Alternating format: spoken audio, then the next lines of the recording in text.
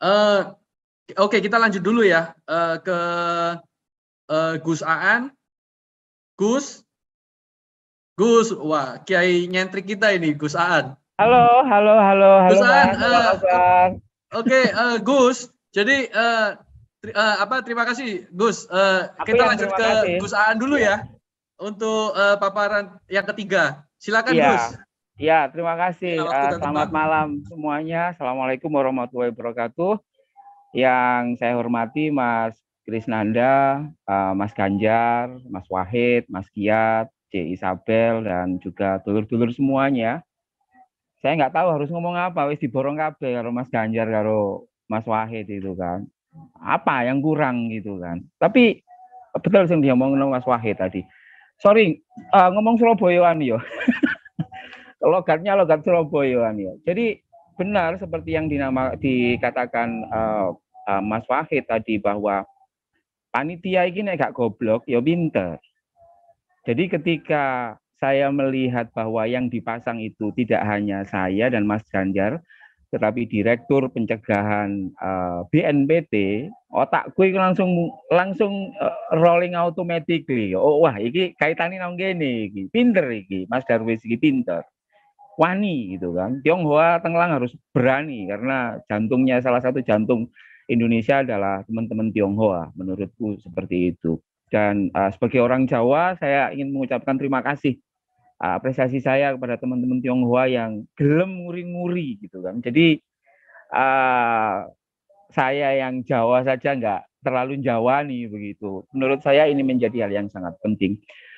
Aku ingin mulai cerita begini ya, tahun 2017 kemarin itu Badan Purbakala Jawa Timur itu rapat di Tebu Ireng. Ya, rapatnya Badan Purbakala dan candi-candi yang letaknya di Trowulan itu presentasi di pesantren Tebu Ireng karena itu sekolah saya. Lalu mereka presentasi. Salah satu temuan menariknya ini, Mas Kiar, bahwa terjadi penambahan terjadi lonjakan pengunjung ke candi-candi, Candi Brau, di Candi Trowulan itulah, Pendopo Agung dan lain sebagainya itu seiring dengan banyaknya peziarah yang datang ke makamnya Gus Dur. Jadi semakin banyak yang datang ke makamnya Gus Dur itu oleh luberan ini kan, luberan pengunjung candi-candi itu. Jadi menurutku ini satu fenomena yang menarik. Bagaimana kemudian sosok di Islam itu kemudian menjadi pemicu kuatnya tradisi ngopi, dulin dan lain sebagainya yang itu di wilayah-wilayah atau di situs-situs yang memang dikenal bukan menjadi milik orang Islam itu sendiri. Nah, saya juga ingin menyatakan seperti ini. Tadi sudah banyak paparan dari Mas Wahid, perspektifnya sangat luar biasa. Tapi begini Mas Kiat, kalau tadi sampean itu ngomong bahwa Indonesia ini sangat kaya akan potensi-potensi di kebinekaan, keragaman, memang betul. Tetapi yang juga kita tidak boleh abai, saya ingin menegaskan saja bahwa 94% lebih masyarakat kita itu mengaku bahwa agama itu paling penting, sangat penting. Menurut catatan dari World Religion Survey atau survei di level dunia, itu Indonesia itu adalah masyarakat yang nggak mau ketinggalan dengan agama seperti itu. Harusnya kan lebih baik, tapi nyatanya apa? Tadi Mas Wahid sudah sangat bagus sekali bahwa nampaknya ada sesuatu yang anomali, semakin kuat beragamanya, maka kecenderungan semakin intoleran itu tinggi. Bukannya makin sadar, kemudian makin tambah gak karu-karuan ya. Lalu apa hubungannya dengan seni dan budaya? Aku ini mari googling, Mas. Mari googling terkait dengan vandalisme situs-situs budaya. Ya, vandalisme situs-situs budaya. Pengeboman Candi Borobudur, lalu kemudian perusakan patung-patung, perusakan petilasan calon narang di Kediri, kemudian yang di Tuban kemarin itu nggak karu-karuan, yang di dekat kampusku di Citraland itu patungnya dirobohkan.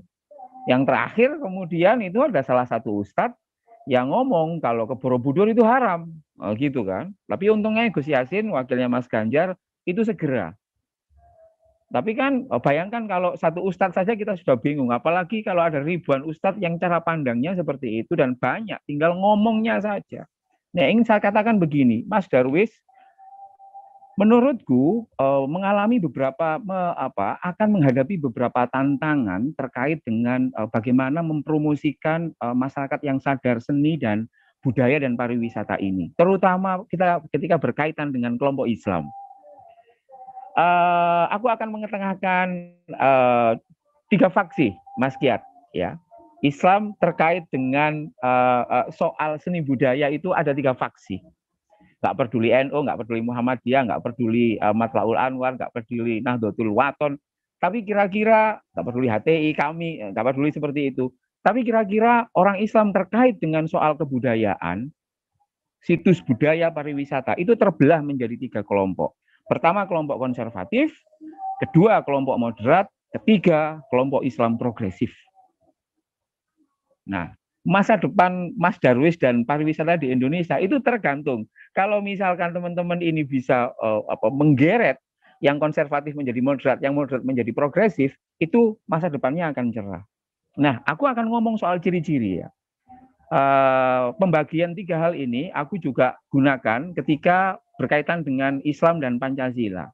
Jadi kelompok konservatif ya, kalau istilahnya Mas Wahid tadi kelompok radikal, saya menyebutnya kelompok konservatif lah. Jadi kelompok konservatif ini cirinya itu adalah setuju negara Islam, setuju perda syariah. Seperti itu. Kalau kelompok moderat tidak setuju negara Islam, setuju perda syariah. Kelompok progresif, Islam progresif, nggak setuju negara Islam, nggak setuju perda syariah. Itu clue untuk Pancasilanya. Berkaitan dengan seni, kelompok konservatif ini namanya juga pengen negara Islam dan perda syariah. Yo, pasti igit-igit dengan hal-hal yang berkaitan dengan situs dan cagar budaya, terutama yang itu tidak ada kaitannya dengan Islam. Bahkan ketika itu ada kaitannya dengan Islam saja, mereka akan berusaha keras untuk mengkafirkan dan lain sebagainya di internal Islam sendiri ya. Ini kelompok konservatif ini ya, kelompok NU, aku NU ya, suka ke kuburan. Nah, ada kelompok Islam itu yang sukanya mengkafir-kafirkan orang yang ke kuburan dan lain sebagainya. Itu kelompok konservatif.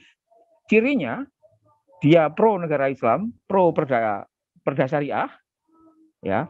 Dan tentu saja nggak suka dengan hal-hal yang berkaitan dengan seni budaya, candi, patung Bunda Maria, patung yang lain, nggak suka.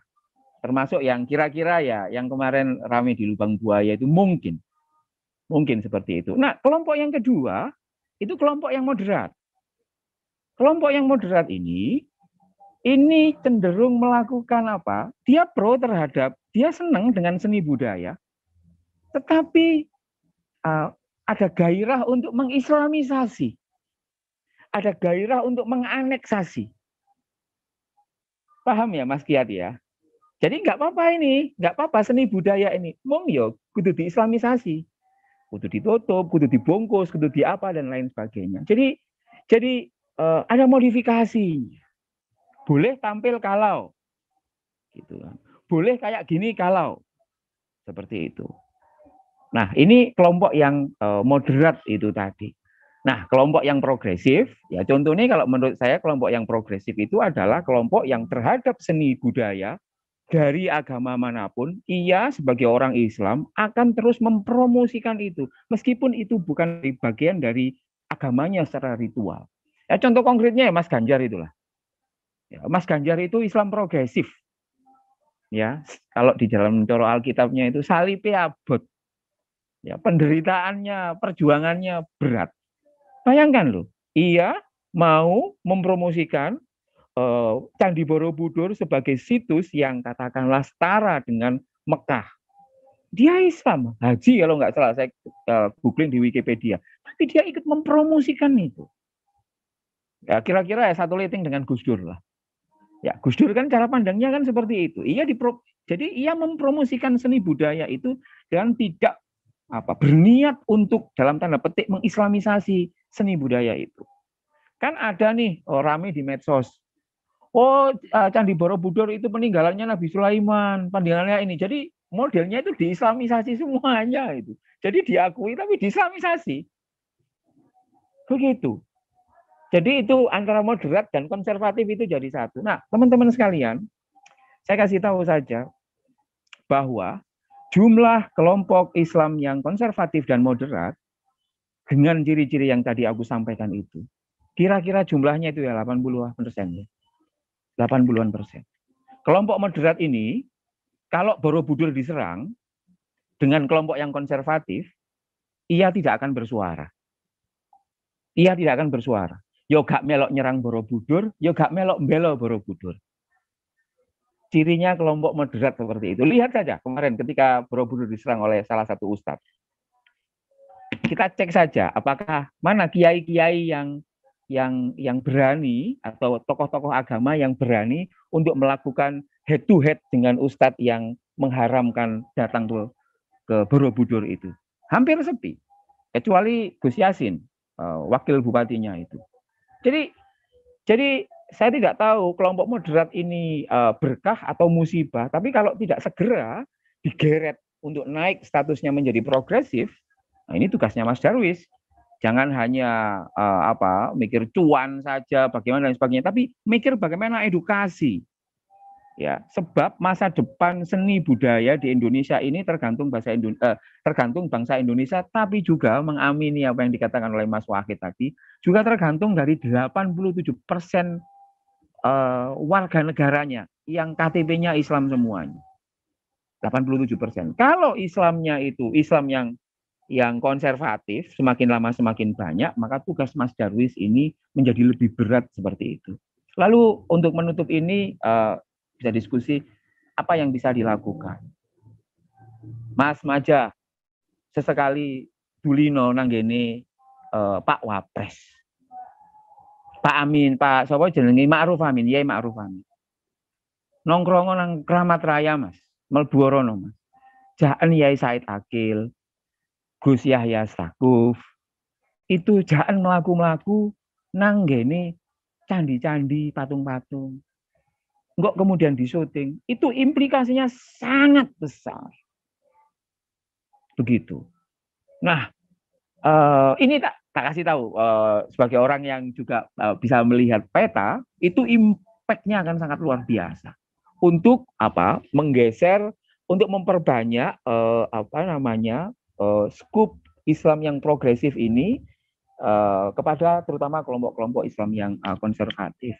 Nah, saya kira saya tidak tahu ya apakah ini cocok dengan klaim budayawan, tapi saya benar-benar terintimidasi dengan klaim budayawan itu. Tetapi yang ingin saya katakan bahwa saya dididik Mas Kiat Maja ya.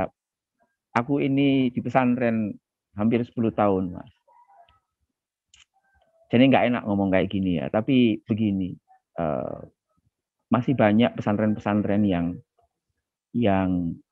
aku nggak tahu ini salah atau benar ya. Pesantren-pesantren yang masih mengajarkan bahwa patung itu haram. Apapun. Bikin patung, bikin apa dan lain sebagainya.